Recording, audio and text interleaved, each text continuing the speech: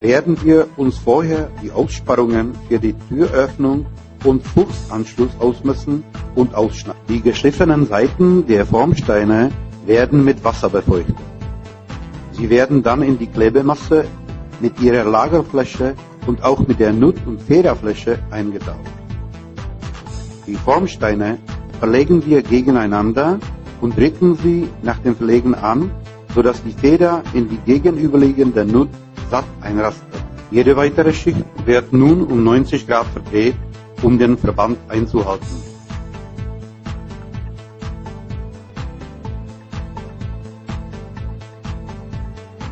Analogisch gehen wir bei den Mauern des ganzen Kaminkörpers vor. Die Schlösser der Schamotteteile müssen vor dem Auftragen der Fugenmasse mit feuchtem Schwamm abgerieben werden, damit die Verunreinigungen entfernt werden und eine feste Verbindung dadurch gewährleistet wird.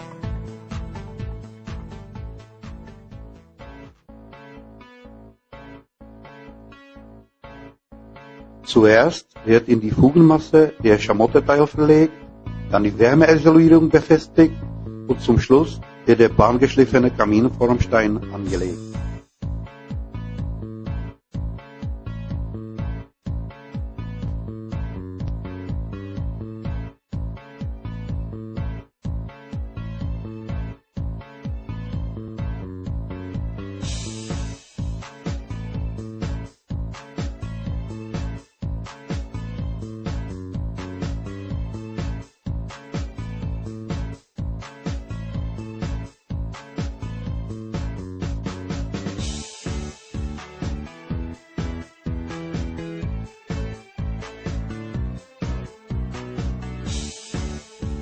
Durch das Tauchen der Formsteine wird eine feste und saubere Verbindung mit der vorigen Schicht erzielt. Durch eine optimale Menge der Klebemasse, welche auf diese Weise auf den Stegen bleibt, wird gewährleistet, dass kein Senken der Klebemasse durch die Luftlöcher entsteht, was Stopfen der Luftkanäle im Kaminfluss verursachen könnte. Auf die Wärmeisolierung wird die zukünftige Öffnung für den Fuchsanschluss gekennzeichnet und mit einem scharfen Messer ausgeschnitten.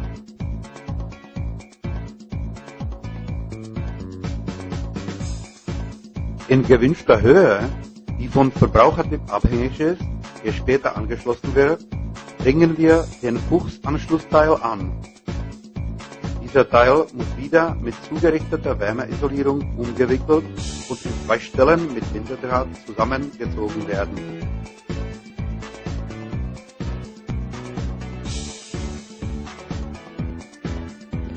Mit bereits bekanntem Verfahren versetzen wir die befeuchteten und in der Klebemasse getauchten Kaminformsteine in die vorher eine abgemessene Öffnung für den Fuchs ausgeschnitten haben.